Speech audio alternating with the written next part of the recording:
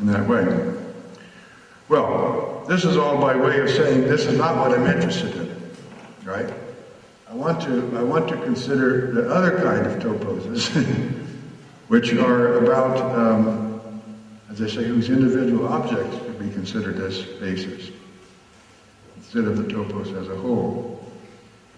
And so, well, if it were a mere logical negation, in other words, those are the small things, let's consider the ones that aren't small, that would mean something like this, because the other one was about the existence of a site. It would mean it's a topo such that every site has to contain some non-empty objects, objects that have an event. But that's not a very good, and we don't really expect to take the logical complement. We want, for the world of all toposes, you have now these small ones, there should be another world of large ones with a very small intersection of the two classes. And of course, the typical case is a mixture of the two. Namely, you have variable categories of spaces, variable over one base and cohesive in the other direction. The typical case is going to be mixed, so the mere logical complement is not quite what we're at. After, on the other hand, we can expect that that's a typical, that will certainly be a feature, that there have to be degeneracies. Somewhere there have to be figures with degeneracies in the category, which is not reduced to that.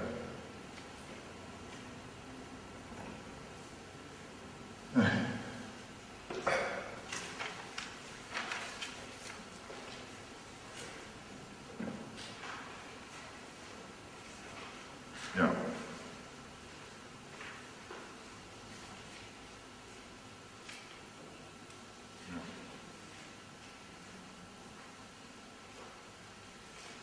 So I use the term figure. Let me make that more precise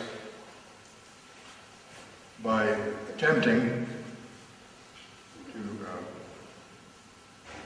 exercise some hostility toward the ignorance which says that objects in a category have no souls.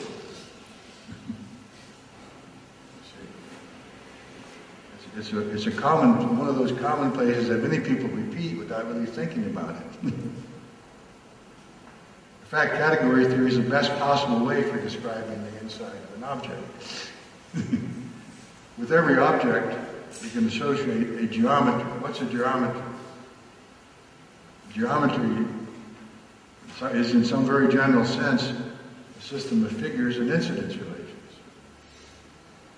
What's an incidence relation? Let me be slightly more precise.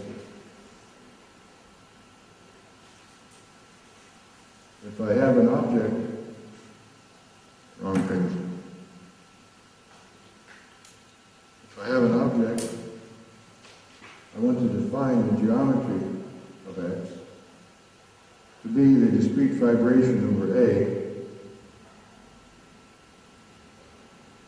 which is just A/X.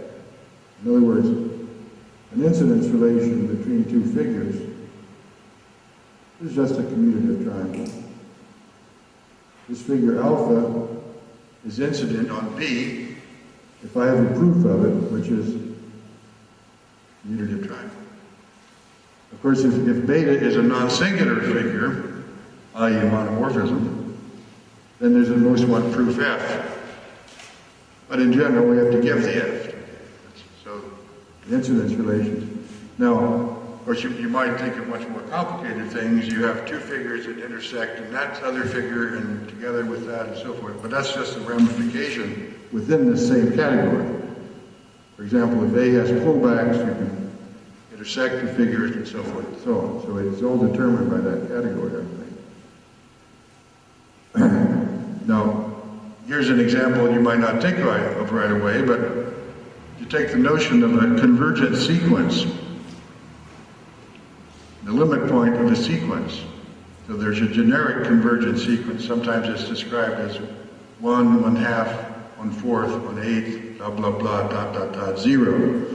Whatever. You can describe it in many ways, but there's a generic commutative sequence which could be a figure type. A figure shape. These are just arbitrarily called figure shapes. You could take all of these. Maybe you want to do that first. But then also, not only that figure shape, but the bare point. And among the incidence relations are the fact that this point is the seventh term in the sequence, or the infinity one. Okay. So now, a space which is equipped with figures of that type, it's essentially a sequential topological space, or a sequentially determined topological space, for example, is entirely determined by that geometry. And if you have any map of spaces, there's a corresponding functor. More than a functor, it preserves the underlying shapes, the shape of the figures. So what is a functor? It just maps figures to figures in a way that does not tear the incidence relations. So that any such thing can be called a continuous map, because it doesn't tear the incidence relations. And if you want to picture the space, well, of course, you have to start with a way of picturing the shapes. For example, with the simplicial sets, you have the interval, the triangle, the tetrahedron, and so when you picture it that way, then the general X is obviously just a complicated interlocking combination of those things. So the idea that the geometry should be picturable reverts to how you picture those things. In any case, most discussions of geometry are abstract anyway. So if you have the notion of figures and incidence relations, you have a geometry. Well, maybe this is a good place to mention another philosophical point, which is the old debate, are mathematical objects structures or not? So Frege said, no, there's no such thing. Concepts are nothing but properties, which led to the disaster known as 20th century set theory. Sorry to look at it that way. And it was a disaster partly because it led to ignoring Cantor's original point of view about it and its relation to, fortunately, mathematicians at large stuck with Cantor's viewpoint, but they didn't, not in a formal way. Anyway, and then after the great pedagogical triumph of Bourbaki, which people are trying to tear down now under the guise that it's not beautiful or something stupid. But nonetheless, there was the idea, well, everything is a structure. Well, there's a nice paper of Max Kelly and Steve Lack about structure or property. It turns out that according to them, there are 12 different ways that those two things could be combined. We often, for example, we often in category theory define a property to say that an already given map is invertible. So you see this, but that the inverse is a structure, but it's unique. So there are about 12 cases. Anyway, so I think the philosophical explanation should be, according to my present viewpoint, just like a space is an object in a spatial category, a mathematical object or concept in general is just an object in a category, prima di tutto. But then the thing about structure is you can represent objects as structures. And this is a basic example of it. I can represent X as this category, and if my figure shape notion is adequate, then really I've quite well represented the structures, the objects of X as structures of that kind. But I could equally well maybe choose quite a different A with the same result. So a full and faithful representation of E as A-shaped structures or is A prime-shaped structure. So to say that the object is a structure is wrong because it is. But it's an object. And then, of course, properties come in because the discrete vibration is the same thing as a presheet, by the way.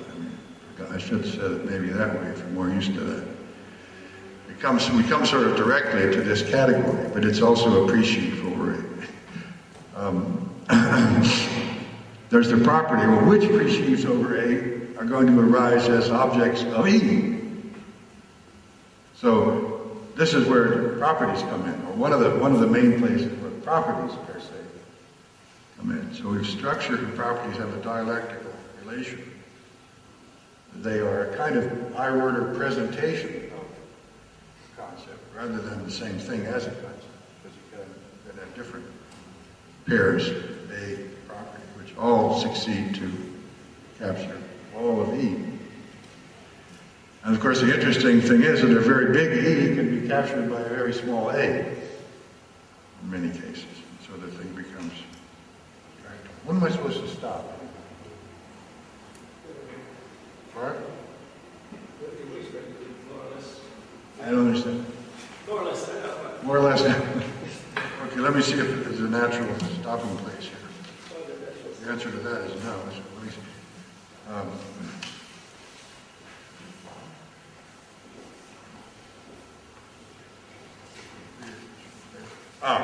Well, okay. Obviously, there's a dual idea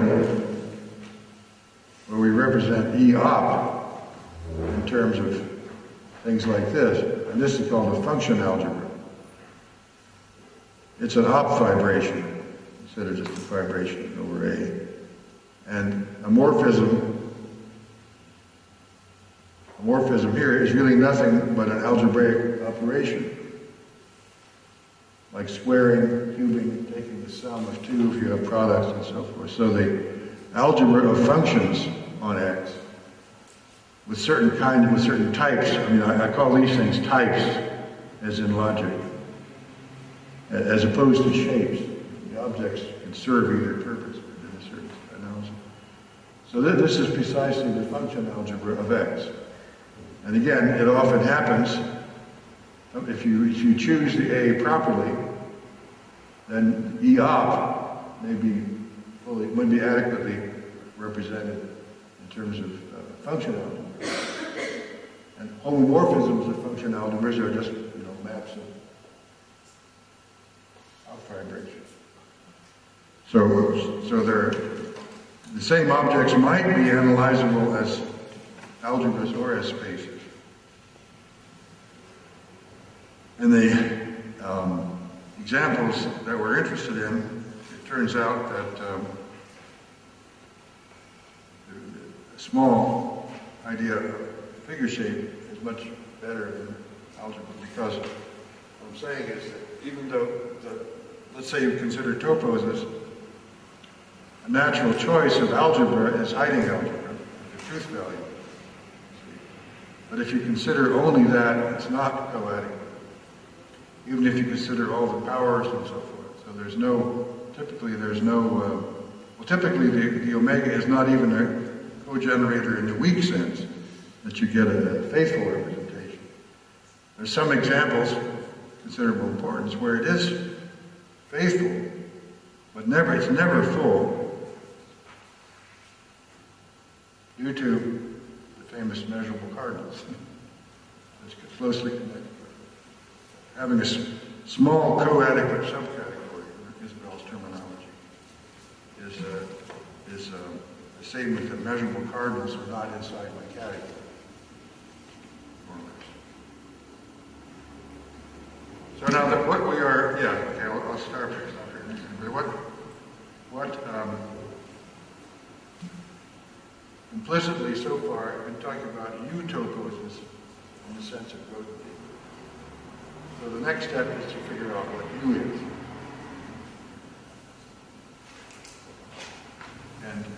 And this will be,